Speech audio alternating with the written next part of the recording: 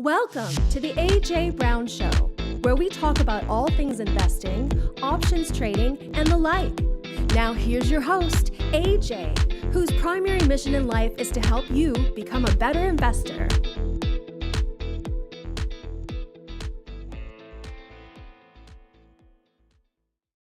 All right, ladies and gentlemen, welcome back to episode 208 of the AJ Brown Show. Happy Halloween. My name is Cyprian Francis, and with me, as always, the main man of the hour, Mr. AJ Brown. How you doing, AJ? Excited for some trick-or-treating today? Yeah. My daughter, I think you guys know this. My daughter actually has her birthday on Halloween. So not only are we excited to go down into downtown to do some trick or treating tonight, but then tomorrow she has her big fourth birthday. So she's on top of the world. So, of course, the whole house is buzzing.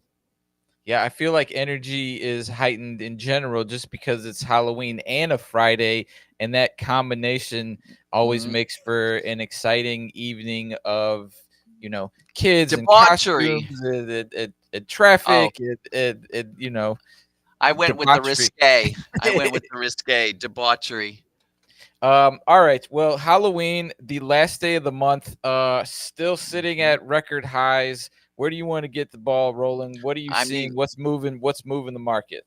there's so much going on. So, of course, there's what happened on Wednesday with Jerome Powell. I don't know if you caught that speech.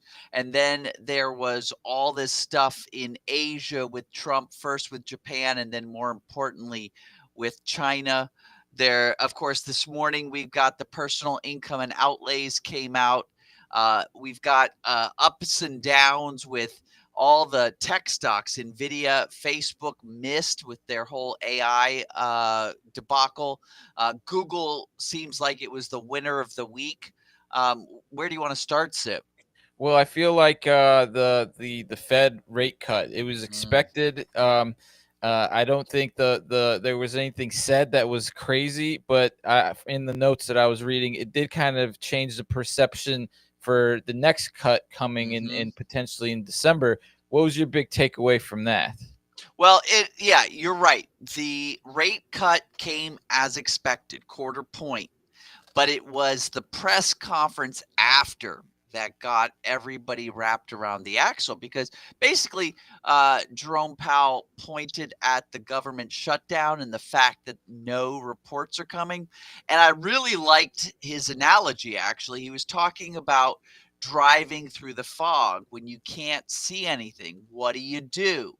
You slow down. And so what he's saying is I'm not he basically said, "I'm not taking a quarter point rate drop off the table. However, when you don't know what's happening, maybe the best course of action is to take it slower and not do any rate changes, not do any policy changes to monetary policy.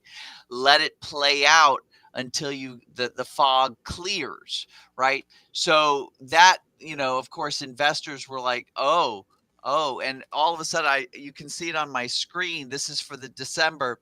This number was much higher a week ago. In fact, we've got our numbers from 1 week ago. This was 91.7 1 week ago, and now it's 62.9% of investors believe there's going to be a quarter rate drop. And this one up here, the current rate, 1 week ago, this was at 3.6%. That means like barely a chance that the rate will stay the same. Now it's at 37.1%. So people listen to Jerome Powell and they're like, he may decide, and he listed the usual suspects. I don't know what's happening really with employment. I don't know what's happening with inflation, but they are contradictory. If employment stays steady, if inflation stays steady, maybe we're at the right policy right now. Now, of course, investors like it when money's free flowing. They'd like to see short term interest rates drop. So when he said maybe we'll take a pause in December, that kind of got investors, a little bit aggro, and that caused the market to sell off, especially on yesterday, Thursday, as investors mulled over what he said Wednesday evening. They came back Thursday, and today we seem like a little bit lackadaisical as well. And one last thing that he mentioned is that they're going to take a official pause. So you and I have been talking about quantitative tightening and quantitative easing. That's the Fed actually selling back some of their IOUs to the bond market. And, we've seen the pause, right? We've seen that they've stopped quantitative tightening. They did a little bit of easing, then they did a little bit of tightening. They're basically where they were 5 weeks ago, but they basically announced that December they're officially taking a pause from quantitative tightening.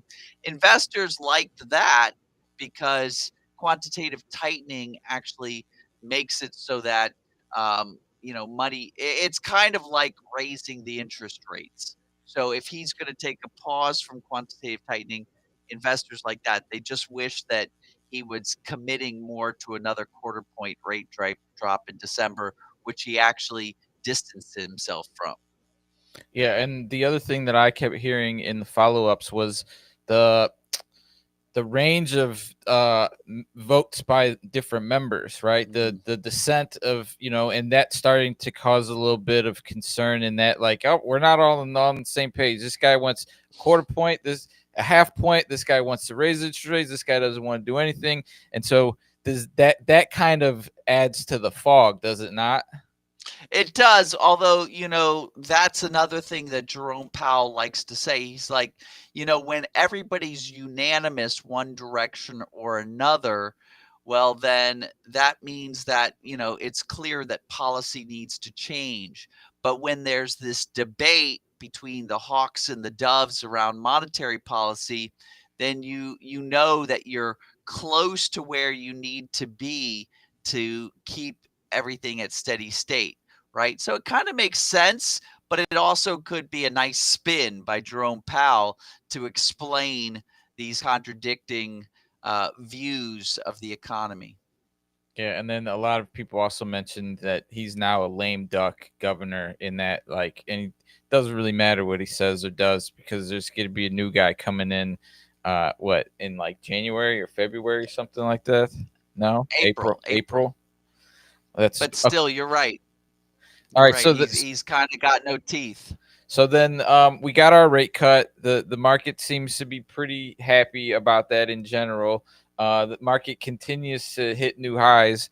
What else? What it looks like this PCE came out and this gave us our inflation, which seems to be in line.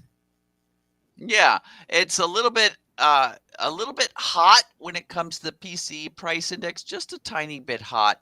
But the month-to-month numbers came in as expected. Still, if you take 0.3, right, and you multiply that by 12, right, what do you get? You get 3. My marker is a little bit delayed here. You get times 12 months, then you're going to get 3.6, right? And that's well above where the Fed would like it to be, right? They're still thinking about that 2%, maybe 3%, but 3.6 is kind of hinting at the 4%. So inflation seems to be ticking up a little bit. And, there's definitely a inflation in some items that are not appearing in others. And it's causing, right? If you can imagine, for you traders out there, you kind of, imagine a best fit trend line, but imagine that the actual data is getting more and more volatile from the top end to the bottom end. That's what we're seeing. We're seeing that, sure, the average is at 3.6 or 0.3 per month, but man, like the price of eggs, the price of coffee is through the roof. And whereas, there's some other things where the price hasn't changed much. So, this isn't translating. And I think that's a problem when, the officials are saying one thing and you go to the grocery store, you go and you look at your monthly income and expense statement that people look at when they're balancing their checkbooks, and they're like, they're telling me one thing, but man, my checkbook is telling me another. So, something that these folks that are in charge need to pay attention to, especially as long as, we're still in a democracy and the people can make votes. Yeah, as you're saying that, I'm thinking of the McDonald's inflation index, where it's like how uh, versus the last 6 months, how much is a cheeseburger? How much is a Big Mac? And then there was some Chipotle earnings this week where they slammed the consumer, but I also think of that as some sort of an inflation gauge where it's like, how much is my burrito cost now versus how much did it cost 6 months ago? So inflation, the 3% is the new 2%, and Jerome Powell keeps trying to convince us that it's going to come back down to 2. The market, I guess, the market continues to hit these new highs. Do you want to pull up the S&P, or it Hmm. looks like you got yeah, let's look at the S&P, because to me, the note that stood out here is choppy, day to Hmm. day sideways chop, and that's what it continues to look like. What are you seeing in the overall market with some of these new levels? Well, I'm looking for a top right now. So the top could totally be this high from October 28, which was Tuesday. We haven't gotten any higher since then, no higher closes than that Tuesday close. So, in order to confirm that Tuesday was a top, I'd like to see the 3 day simple or no exponential moving average crossing down below the 5. So, in my analog version here, it would be this light blue line crossing below the purple. In my arrow, as soon as that happens, I'll get a red arrow. But one thing to pay attention to, last week on Friday, we were looking very closely at this reversal here. Let me bring up my rainbow drawing. There we go. So we were looking at this $6,753.72. And sure enough, on Friday, we closed above that level. And we talked about it a little bit last week, but let's follow up on that. What that means is that of the end of day on Friday, we knew that this move that we're currently on was bigger than the previous move. And what that meant is that we're having a trend change yet again. We just had a trend change on September 25th. But this trend change that started on September 25th, we realized that it ended on October 10th. That's kind of short for a trend, seeing as how the previous trend went from like April 8th until October 8th, right? That's like 6 months. This one only lasted less than 15 days, right? And it didn't even have a chance to become mature. And so, what that means for us technical and retracement analysis, like devotees like myself, is that this little trend that never became mature could actually be um, ignored. Now, we're not going to ignore it until this new that we're on matures. If this new trend matures, then we can go back and ignore this immature trend that just kind of like was a blip on the radar. Now, this one that we're currently in hasn't matured yet either. So if it doesn't mature and it changes yet again, number one, we'll know with two of these short little trends that we're really in some sideways chop for the foreseeable future. But we'll also not negate that trend, but instead realize that we're going to have these, instead of having like 6, 10, 1 year long trends, we're going to have like these half a month long trends and go bouncing up and down, bouncing up and down. That's totally a possibility, especially with what's happening right now. But that's where we are, SIP. We're waiting to find that top. We're waiting to see if this new that started on October 8th actually matures into anything. But in the meantime, if you guys are not trading sideways chop, like premium selling, that's kind of the focus you need to be on. Everybody was like, hey, I don't need to know premium selling. The market's going up, the market's going up, the market's going up. I'm just trade, swing trades, trend following trades, things like that. The market does that periodically, and it's very easy to make money. Where you get into trouble is when you start not paying attention to the signs that the market is changing personality and keep trying to trade the same way.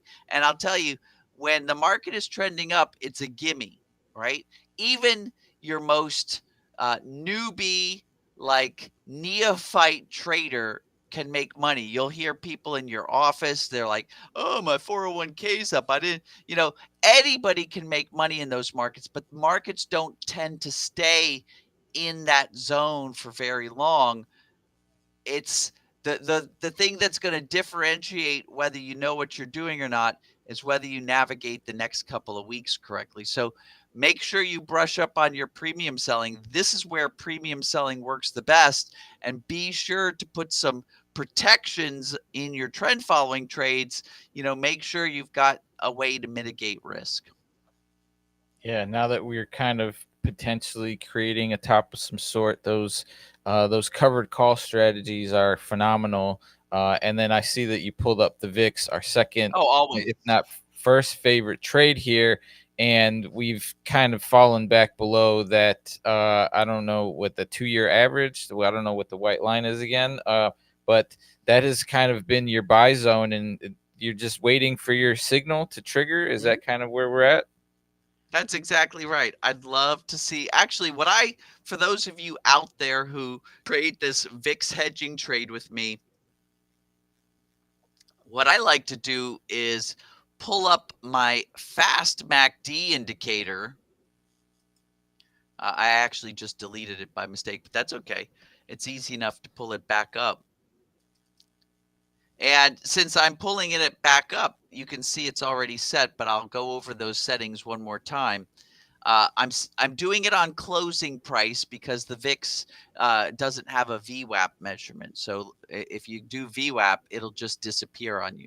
So use close, and then we're going to use 6 for the fast, exponential for the type, 19 for the slow, exponential for the type, and then MACD average length 3 and exponential for the type. And then you go from there.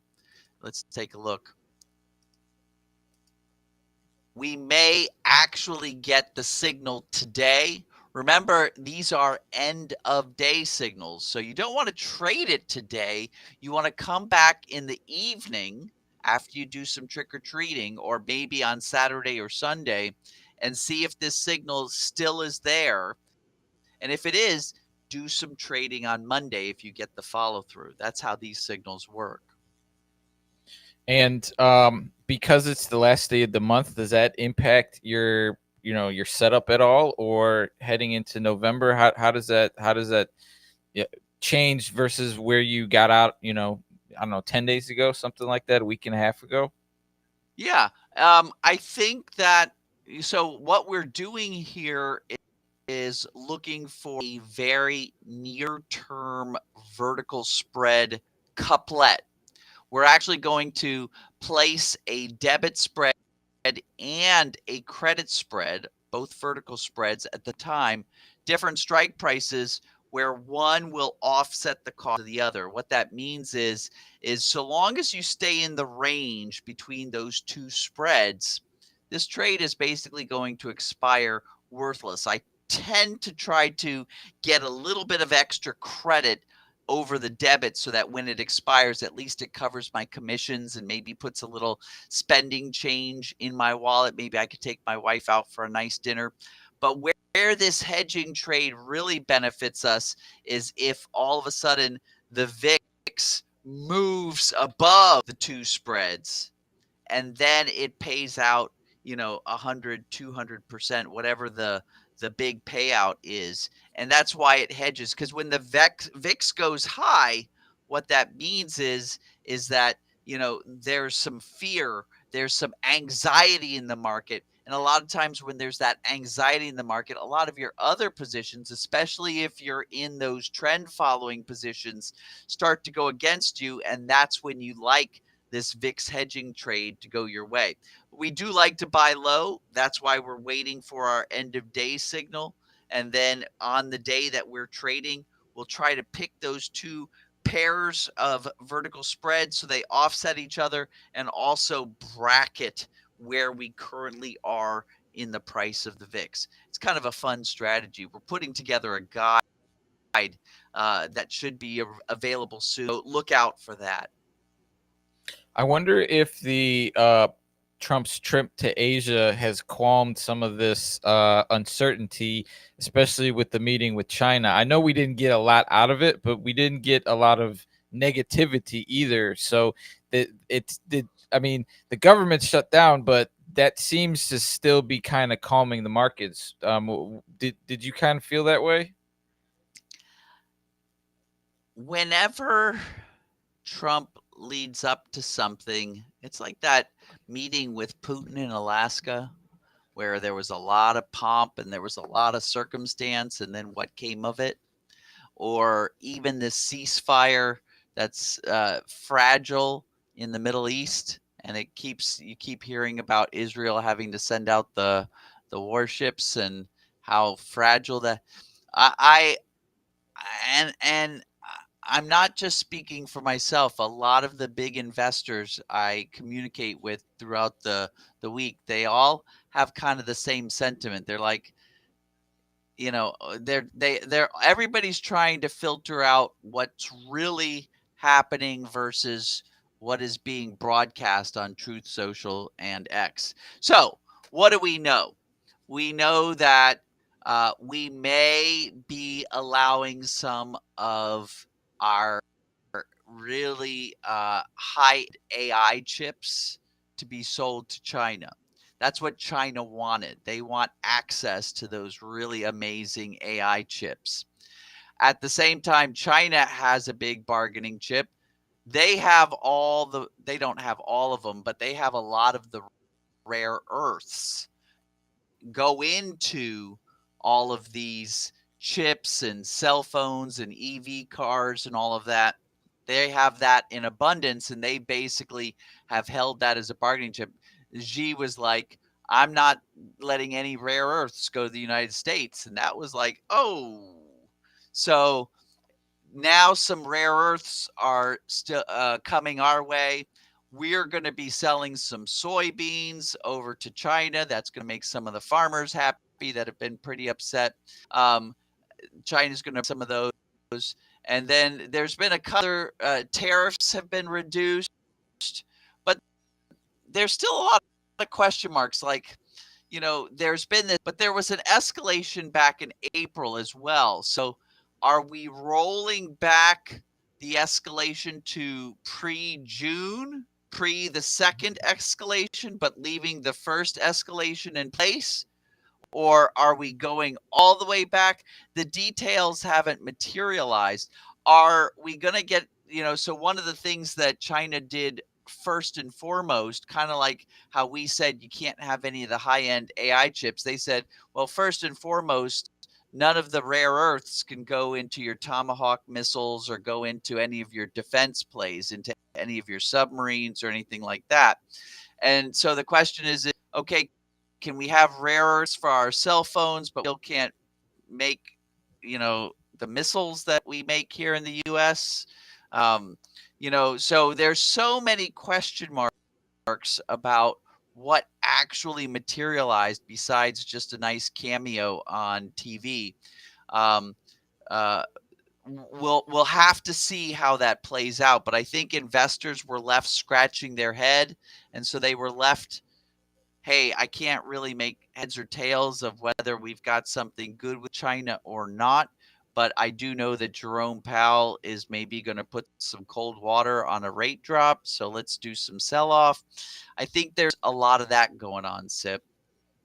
Well, I mean, they did sit at a table together across from, so that's a start of negotiating. That's definitely, they're not picking up the phone and having conversations, right? They're there trying to negotiate. So even the perception, I feel like, seems positive. One of the funniest things that I got from the trip was when he went to South Korea and the prime minister gave him a crown, right? Like we just had this big no kings protest all around the country, and another country basically gives him a crown. I thought that was funny.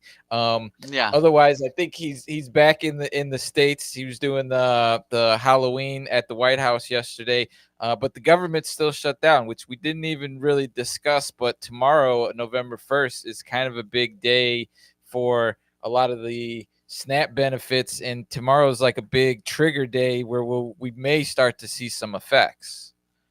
Mm-hmm. Not only are quite a few people, and I think that the statistics I read was like 1/3 to 1/2 of these people are children.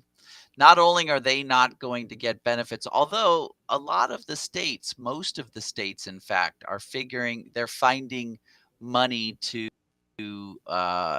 subsidize this at least for the month of November.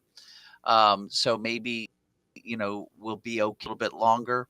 But the other thing is the Affordable Care Act. Open enrollment starts November 1st, so people are going to go in. And remember, this whole argument around the government shutdown is that one side wants to keep the subsidies that have been going into that open enrollment, that open markets health insurance. And so without a decision on whether those subsidies stay or not, if people start to go and enroll for next year's insurance in the marketplace, they're going to notice that those subsidies aren't there. And, so that's going to be big as well. And so I have a feeling that this week coming up, especially those representatives and senators that are in, very close purple states, they're going to start talking, and I wouldn't be surprised. I think that we are definitely going to have this extend to be the longest shutdown we've ever had, but probably by only a day or two, because I think SNAP benefits, I think these subsidies, I think that's going to get the American people's attention, and I think that it's going to come to a hilt probably this week. I wouldn't be surprised, especially now that Trump is back. I'm sure that he'll get involved and start doing some headlines to get this thing, going. Yeah, from what I see, we're started like I kind of gauge my perception on what I'm seeing on social media, and there's a lot of people with SNAP benefits that are making videos talking about, oh, they're worried or they're pissed or they're going to go to war or they're going to fight for their benefits or whatever. So you can kind of feel the tension building up in people's responses. All right, cool. I'm not sure if we're seeing that in the markets yet, though. No, we're definitely definitely if we're seeing not. that We're in not. the markets yet. No, so not it's in one of anything that those we're doing. things. Yeah. All right. Well, we did mention AI a few times on the show. We did have some companies with AI earnings, and we're starting to play with our own variations of AI, AJ and myself. And so we've got our pop culture segment coming up here, the morning sip. But before we do that, we kind of want to, roll in a little intro, see what you guys think here. We're experimenting with some stuff, so let us know what you think in the comments.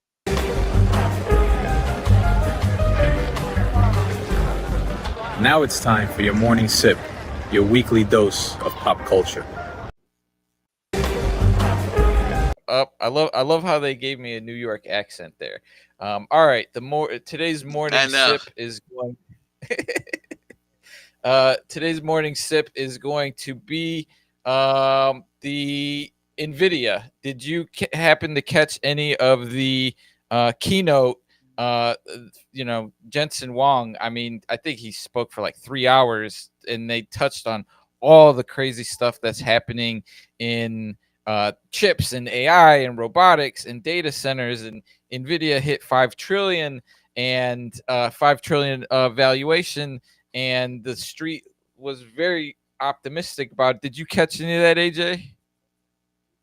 I only caught some of the cliff notes after the speak. I didn't actually catch any of the speech. Did you?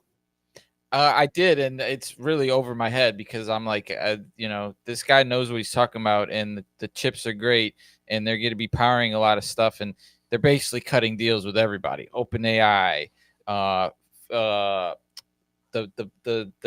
company that starts with the P, the AI company, I forget what it's called. Palantir. But Palantir, exactly, Palantir.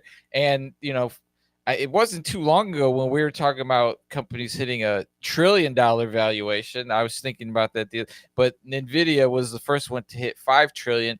But what caught my attention was the day or the next day after, Jensen Huang was basically in South Korea meeting with the top guys at at Samsung and Hyundai, and they basically took over this like chicken restaurant, and you could see all the reporters and everything out there. But the coolest part about this was when they all got up and they basically did one of these like shots of where they curl their hands and they each take a shot, and I was like, oh man, that is what you want to see from people working together and building products. And then after, when Jensen Huang came out, he basically said, hey guys, I'm covering the whole tab for everybody. Not that anyone was surprised by that, but this is just kind of a cool thing that I thought was Jensen Huang is definitely becoming like a true leader in the world of technology. And if you ever read the NVIDIA story, they basically came up with the idea on a Denny's napkin, right? And now they make as much money as Denny's worth in a day or so. So I thought that was cool, and a little bit of pop culture for today's morning sip. Yeah. All right. That's very cool. Let's keep the party going because people are here to make some money, make some profits. I do want to give everyone a chance real quick before AJ goes into his pick of the week and before we go into our speed round. I pasted his quick links into the chat, and so this is where you can get access to all the goodies, all the social media links. You'll see that some of the setups that AJ has, he's got the magenta and the blue arrows. You can get access to that here in the free indicator suite. We've got more about Trading Trainer as a program. If you want a little bit about coaching, we've got that. And like AJ mentioned, the team is working on some really cool stuff on the back end that once you become a member, you'll get first access to. So head on over to the quick links page, check out what you want, what fits your style, and we'll hopefully see you in one of those mastermind sessions. Otherwise, we're going to take a break. We'll be back in a second or in a jiffy to talk about AJ's pick of the week, and we've got some speed round. And as always, we are streaming live, so if you guys have any specific questions, feel free to throw it in the chat, and we'll see if we have time to get through it. Otherwise, sit tight, folks. We'll be back in a moment. I get it. You're afraid of trading in the markets. Guess what? I've got your answer. I've got 4 strategies I'm going to give you along with the tools to make it super easy. I'm going right home, giving you the webinar. I need you to sign up below and meet me in a few minutes.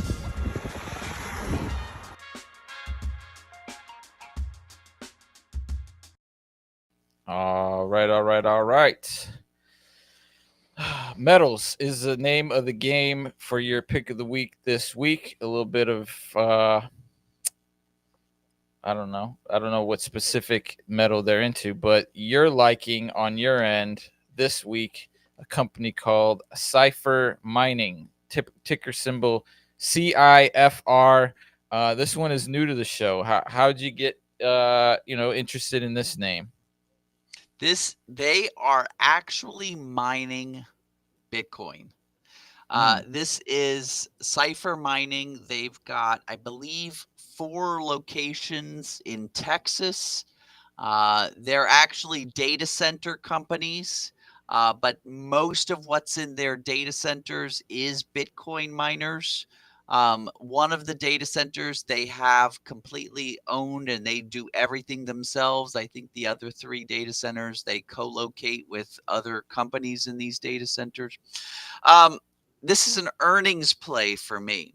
I got turned on to this company mainly because I was looking at my own Bitcoin mining, which I've been doing for about 15 years now, just for fun. And it's starting to get cold here in the mid-Atlantic states on the East Coast.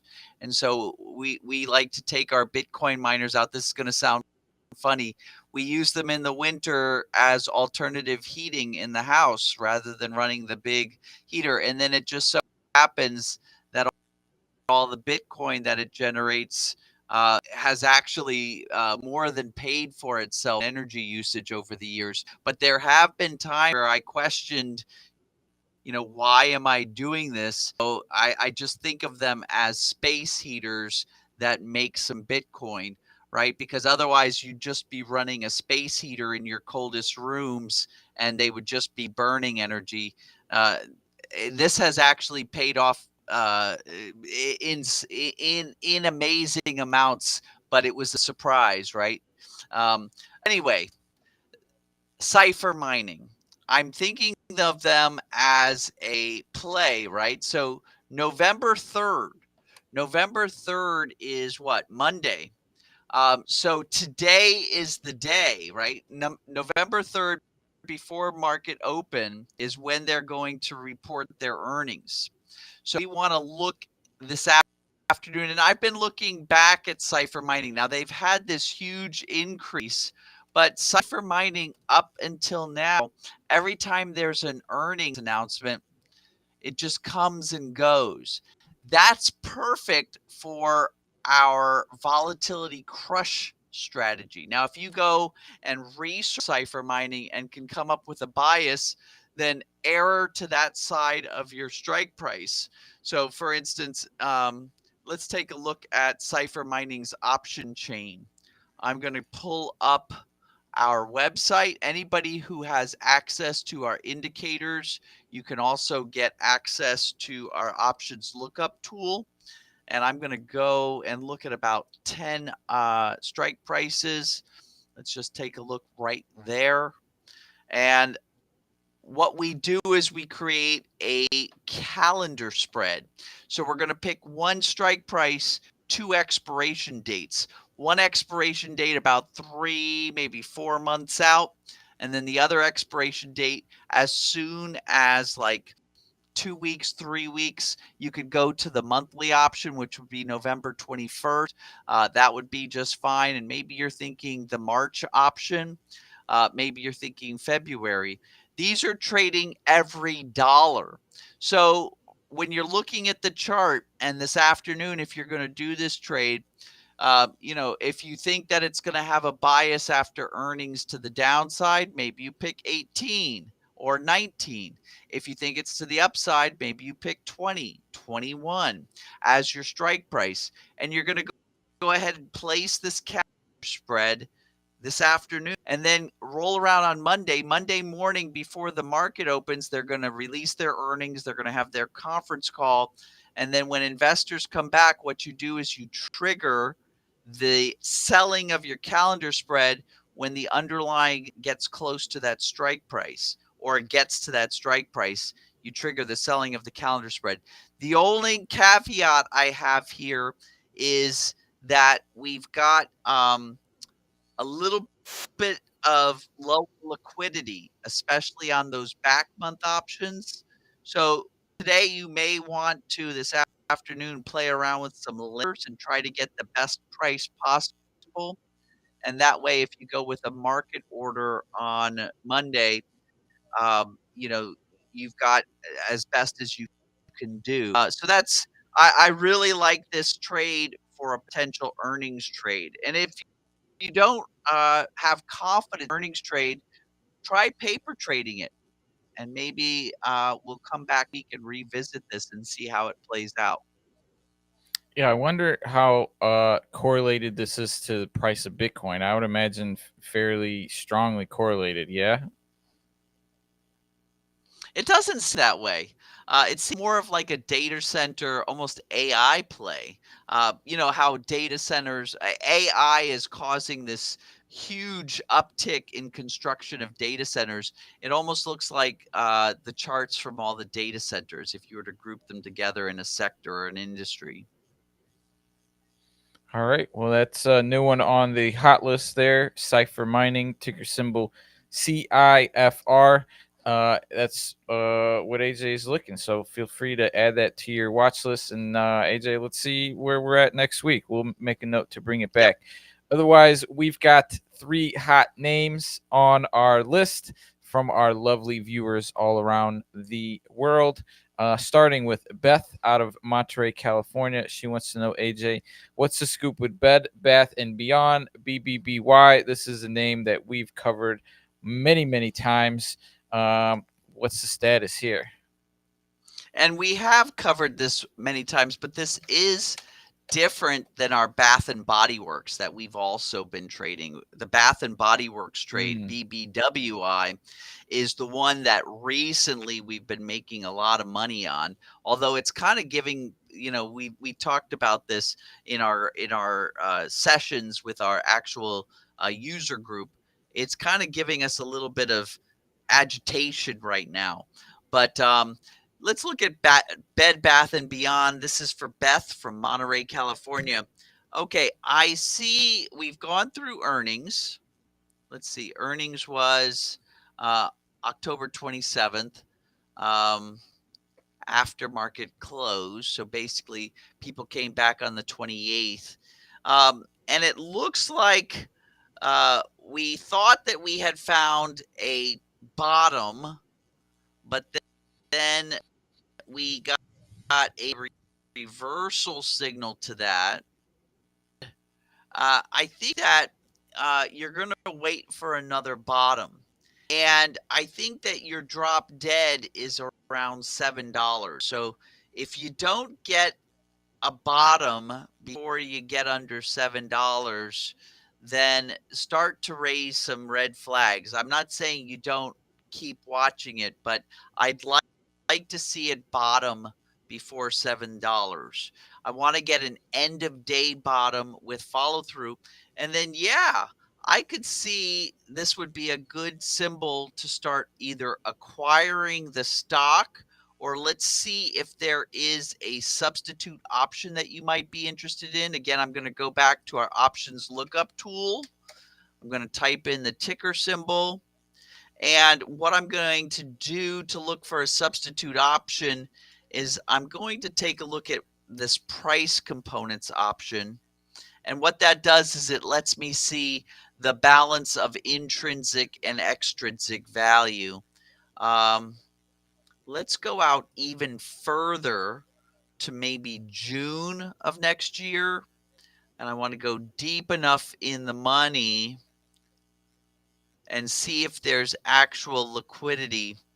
The liquidity isn't the most, maybe, although look at that, that's kind of a high.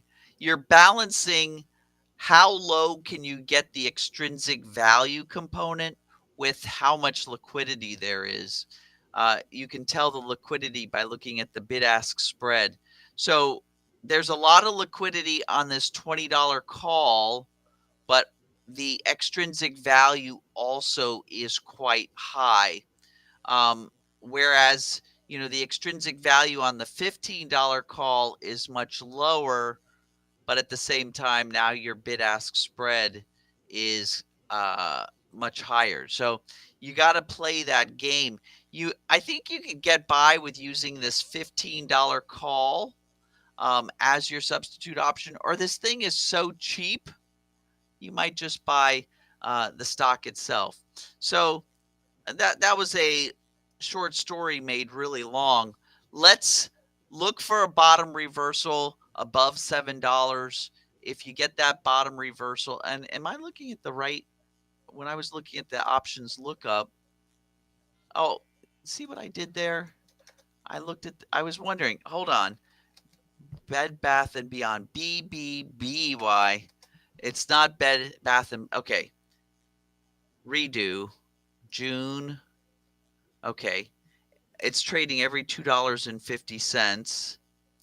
There's no liquidity until you get at the money. So screw looking for a substitute option. We're going to go, Beth, with just buying the stock. It's cheap enough. It's $7.50. You could totally do your premium collar from $7.50 to $12.50. Let's make sure we get a bottom before we get below 7, and then let's go ahead and buy some stock in lots of 100. Yeah, we very rarely do we get these under 10 stocks. Usually we find some nice sweet spots in those teen prices, but BBBY sitting here at this $7 mark. I would be careful. I mean, usually when it's $2.50 strike prices instead of dollar increment strike prices, it makes it difficult. But this just has the perfect little pattern where if we use the 750 and the 10 or the 1250, we'll be able to create a nice option. So that's a plus. All right, there you go, Beth. Hopefully that is a little bit of some guidance for you there. We'll keep an eye on Bed Bath and Beyond. Moving on to our second name, Pete out of Trenton, New Jersey, wants to know, do we have a play in Dow Chemicals, ticker symbol DOW? Yeah, I think you do. It looks like Dow has established a level of support around $21 and a level of resistance around $25. And it looks like we're topping out. We got a signal, end of day signal yesterday, according to my Fast MACD on close. We got a signal yesterday. And so today we could be looking for follow through. In fact, let's see if we can evaluate that follow through right now. It's not yet the afternoon session. I usually don't like to trade until morning is done. But as of right now, what I like to make sure is happening is that, number one, we're trading lower than yesterday's close. Yesterday is the confirming day. It's also the previous day. So I want to be trading below yesterday's close, but I also want to be trading below today's open range. So that's the range identified in the first 30 minutes of trading. And so you can see right here that we've got a low of $23.60. So we're at 23 right now.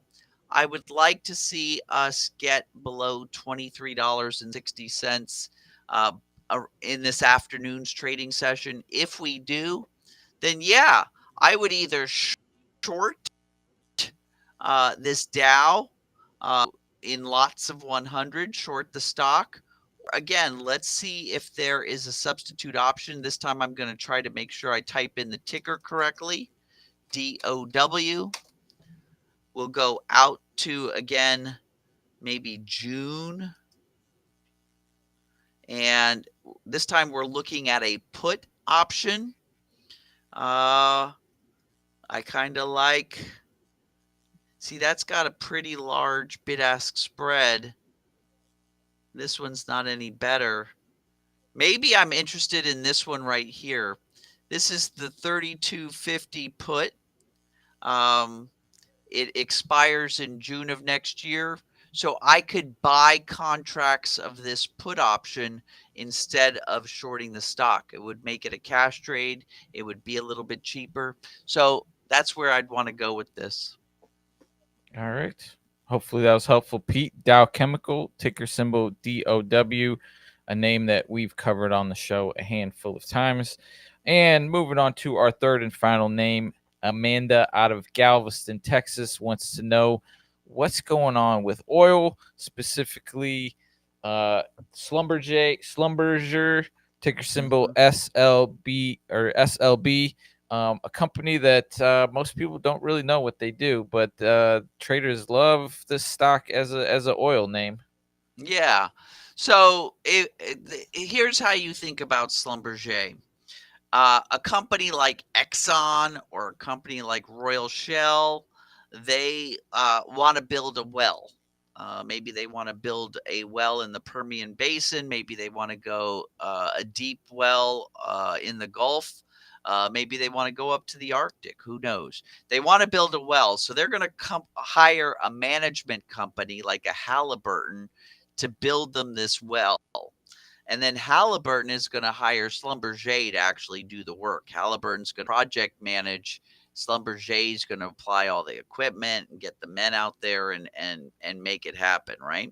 So Schlumberger right now with the price of oil, we can take a look. The price of oil is kind of low. It doesn't make sense for oil companies right now. Here, I'm going to pull up the price of oil. It's at $60.69. That is not a price that, the margins are so slim on oil being at $60.60 a barrel that it doesn't make sense for us to be building, digging new wells, no matter what the politicians say about drill baby drill. It just economically doesn't make sense, and it hasn't for a while. And so what you see here is Schlumberger's in a sideways choppy pattern. So trend traders would be like, well, I can't trade Schlumberger anymore. But premium sellers like you and I, we can kick ass right now. And so it looks like Schlumberger is topping out at a level of resistance yet again. I love Schlumberger because it's been we identified this level of support at $33 and this level of resistance at $36.25 about a year ago. And so it's been in this sideways choppy channel for this long. And that actually gives psychological credence to the horizontal levels of support and resistance. It makes it a more solid premium trade. We're at the top of that channel at 36.25. And so now would be a time to either short the stock in lots of 100 shares or buy yourself some deep in the money, far out in time put options that would basically give you that initial covering position to now turn it into a premium trade. Every time it bottoms, you're going to go ahead and sell premium and buy your protection and just rinse and repeat, rinse and repeat. So that's what I would do with Schlumberger. I would wait for my magenta or my purple arrow. That would be an end of day signal. I would look for the subsequent day follow through like we are right now on Dow Chemicals. And when you get that, set up your initial covering position, either short the stock or go long a deep in the money, far out in time put option, and then just wait for each signal for adjustment trades and turn them into income. It's interesting how most people don't know that correlation between the price of oil and what it needs to be for companies to make money, to actually drill it, for us to be able to then go to the gas station and purchase it. So seeing 60 is wonderful if you don't live in California, I feel like. Well, and it's interesting, Sip, because I'm going back to the whole discussion around rare earths, right? As soon as they made that announcement that China's going to start selling more of its rare earths, there's a couple of startup companies here in the States that were going to reopen some of the mines in Colorado where we, as United States, we have some rare earths, but the mines have been closed for like 30 years. They were closed. I remember them being around, when I was a kid. They've been closed for a long time. And there's a couple of startups saying, let's open these mines and let's start, getting our own rare earths rather than relying on China or, Africa or all these other places, South America, where they also have rare earths. And as soon as China was like, nah, we're going to open the doors, we'll let you have a lot of our plentiful rare earths, the startups basically, they dropped. One of them dropped 5% like overnight. Another one dropped a couple of percentage points because, it's not worth it when the big player starts, flooding the market. Well, that's the same thing that happened over the summer. OPEC decided to, open up its faucets and let the oil flow freely. And what that does is it drops the price and it makes it not worth building new wells here in the United States, because the price of oil just isn't worth it when the market is being flooded. So it's kind of an interesting scenario. Like, does it make sense? The only way it would make sense is if the government, right, decides that it's in our best interest to have our own energy independence and have as many wells as possible. And then they have to funnel our tax dollars to the oil companies to build those wells, because letting the free market decide, the free market basically says, hey, there's enough oil to go around right now. There's no need for you to build wells. Same thing with the rare earths, right? When China says you could have our rare earths at a good price, then it doesn't make sense for us to try to find them ourselves, unless there's another reason besides profit reasons, capitalist reasons, and then you need to pool your money, pay, take the government tax dollars and fund the searching of rare earths here in the US if it makes sense. Does that make sense to everybody? I'm not sure that makes sense, but that's how it works. It makes sense, and we're gonna have to keep an eye on it, because every day we're using more and more energy for all sorts of things, whether it's creating AI or building data centers or whatnot. So it's definitely going to be an ongoing topic. But it's good to hear that we have potential in the U.S. and we don't necessarily have to rely on anybody else, and that people are at least thinking of that. So that's good to hear. All right. It looks as if we've reached the end of our lovely show today. Halloween. Hopefully everyone's got some exciting plans tonight, whether it's going out with the kids or going out and, having a Halloween party. AJ, what do you have? What do you, I mean, you got a birthday party, but you're going to be doing some trick-or-treating, right? You got your costume and everything in order? Yeah, I don't know, for those of you out there, if you've ever heard of the Diaries of a Wimpy Kid, but I'm going to be the Wimpy Kid. I've got my costume, so it's one of my daughter's favorite books and favorite characters, so I'm going to be the Wimpy Kid, because she likes that, and I like it when she likes that. So we're going to go trick-or-treating tonight, and then we have a birthday party for her tomorrow. It's probably come back frazzled on Sunday, because there's going to be something like 27 3- and 4-year-olds running around, and that's just something I'm looking forward to, knock on wood. Well, the good thing is we're ending the month October on some highs. So heading into Q4, heading into the holiday season, there are some things that are unanswered, but overall the market has been benefiting for the year. Heading into the weekend, heading into November, final words, final thoughts, advice. It seems to be time to become a premium seller. Makes sense. Yeah. Yeah. Brush off, if you're not premium selling, I would brush off those strategies, and I would actually slant your portfolio now to more premium selling positions rather than trend following or swing trading positions.